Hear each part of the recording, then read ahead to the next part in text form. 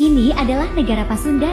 Negara Pasundan adalah sebuah negara federal yang mencakupi wilayah bagian barat Pulau Jawa yang dibentuk oleh Belanda pada 1948 setelah Perjanjian Linggarjati. Negara ini mencakupi wilayah yang sekarang menjadi Provinsi Jawa Barat, Banten, dan Jakarta.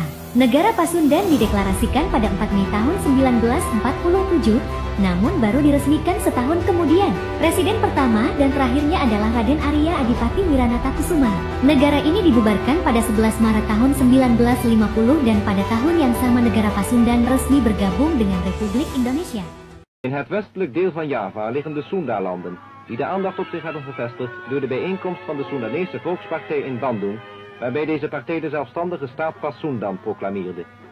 Tijdens deze bijeenkomst werden verschillende redevoeringen uitgesproken, waarin naar voren werd gebracht dat het Soendanese volk de onafhankelijkheid van de staat Pasundan binnen de Federatie van Indonesische Staten als enige oplossing voor zijn politieke toekomst ziet.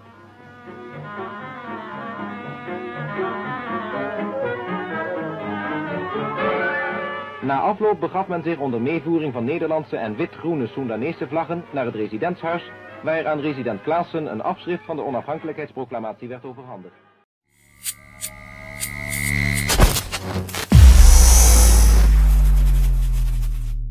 Juga dari Pak Rizal, otonomi khusus negara bagian atau Jawa Barat Merdeka. Wah, ini ngeri juga ini judulnya.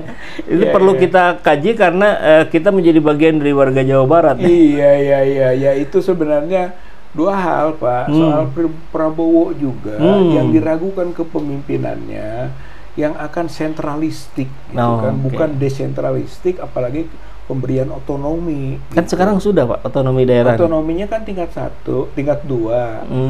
Gitu kan. Itu otonomi juga otonomi terbatas lah gitu. Tetap saja sentralistik, Pak. Coba aja lihat gitu kan praktik-praktiknya daerah-daerah itu kan merasa aset-aset daerahnya banyak yang dirampok oleh pusat dan ketika dikembalikan ke daerah tidak proporsional. Sumber kekayaan alamnya. Untuk yang punya kekayaan alam kan gitu. Pusat sentralistik gitu.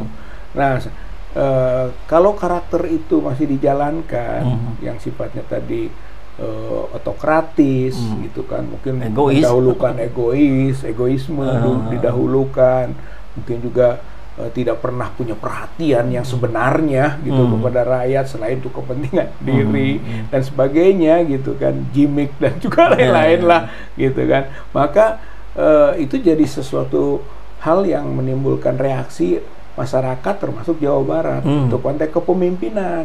Ya, di wilayah Sumatera. Di survei ini ditanyakan kepada responden yang jawabannya adalah 90,4% kalau pemilu itu curang dan ada intervensi dari alat negara yaitu KPU, Bawaslu, aparatur negara, TNI dan Polri, maka akan terjadi disintegrasi bangsa. Kita tidak percaya dengan Indonesia. Dan yang lebih mengerikan lagi, dengan pertanyaan yang sama, 82,5% akan merdeka. Saya bilang ada non konstitusi. Tidak, Pak, tidak. Baca sejarah bahwa 43 kesultanan dan kerajaan memberikan mandatnya kepada Indonesia agar persatuan itu lebih besar. Satu mendukung kan. Itu kan kalau memang kepemimpinannya sentralistik dan otokratis, ya kita harus berpikir ulang, bisa diterima nggak pemimpin begini? Satu. Yang kedua, soal rencana kepindahan IKN ke Kalimantan. Ya sementara Jakarta itu gitu kan dijadikan daerah khusus saja, bukan ibu kota. Udah ada keluar undang-undangnya gitu kan. Jadi tapi berlakunya nanti ya, setelah nanti gitu Perpres atau nanti akan dibuat aturan pelaksanaan. Tapi itu sudah menjadi ketentuan kan, udah sulit lah untuk keluar di mana posisi Jakarta. Jadi yang khusus itu Jakarta, Aceh, mungkin Jogja. Ya kalau memang hanya itu, kenapa yang lain tidak punya hak? Gitu Pak, untuk punya otonomi khusus. Iya. Jawa Barat ini juga punya mungkin kekhasannya, apakah adat istiadat, kesejarahannya, tentang kesundaannya, atau juga keagamaannya, gitu kan. Jadi kok Aceh bisa, kok Jakarta bisa, kok Jogja bisa, Jawa Barat nggak bisa. Itulah spirit otonomi khusus. Bukan hanya Jawa Barat mungkin, apakah Sulawesi Selatan, atau mungkin Kalimantan Selatan yang punya juga karakter-karakter spesifik, atau Sumatera Barat, atau sekalian aja semuanya. Atau nggak bisa. Nah kalau semuanya berarti nanti bukan otonomi khusus, karena berlaku umum. Itu, nah opsi kedua, udah aja jadi negara federal. Oke. Jadi otonomi khusus itu bentuknya bisa federal. Kalau otonomi khusus itu NKRI. Iya, NKRI. Gitu kan, di mana beberapa wilayah diberi otonomi khusus, gitu. Yang tidak diberikan di daerah lain. Yang tidak diberikan daerah lain. Nah, tinggal sekarang kan hak-hak yang untuk meminta dan diberikan itu terbuka, termasuk Jawa Barat gitu. Jawa Barat ini sudah sangat perlu punya otonomi khusus, begitulah ketika NKRI. Tapi kalau lihat nanti konteks kesejarahan, pernah kita jadi negara bagian, yaitu ketika negara berubah jadi federasi. RIS dulu. Republik Indonesia Serikat. 47, 48, kita pernah punya negara Pasundan 1 tahun 47, gitu kan, deklarasi 4 Mei 1947 yang dipimpin oleh Raden Surya Kertalagawa. Itu bekas Bupati Garut. Itu jadi apa? Presiden ya? Jadi presidennya negara Pasundan. Kurang lebih setahun lah. Nah, setelah itu dukungan agak kurang, meredup, muncul lagi negara Pasundan 2. Negara Pasundan itu di bawah RIS, gitu kan, Republik Indonesia Serikat. Itu yang pimpinnya Raden Adipati Ria Wiranata Kusuma V, bekas Bupati Bandung. Tadi Garut ya, sekarang Bandung. Gitu kan, Wiranata Kusuma V itu jadi wali negara atau presiden juga, gitu kan.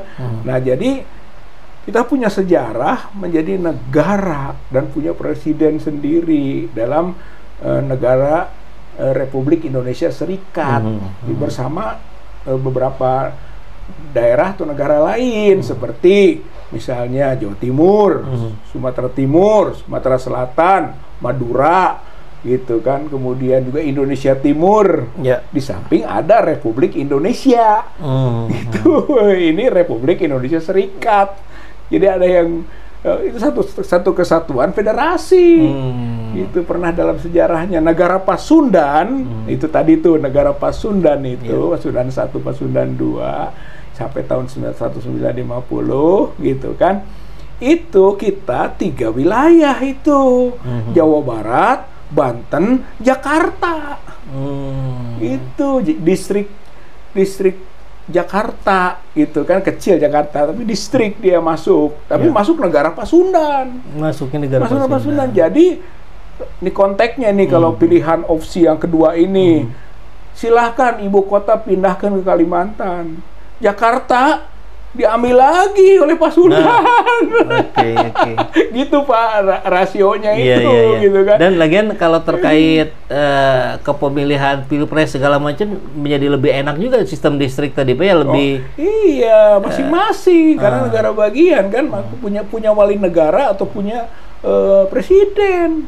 Jadi kita di satu ruang yang lebih sempit gitu, dan itu boleh pilihan, namanya juga pilihan Pak, gitu. Tapi kan. kalau dari sejarahnya sendiri Pak, pasca 1950 kan tidak lagi RIS itu NKRI lagi, gitu kan. Itu pertimbangannya RIS itu waktu Belanda masih di sini, gitu kan. Setelah penyerahan kedaulatan bulan Desember, gitu kan, 1949, maka setelah itu ditata sampai ke bulan Agustus menuju ke negara kesatuan lagi, gitu. Jadi Belandanya juga sudah hengkang lah, gitu.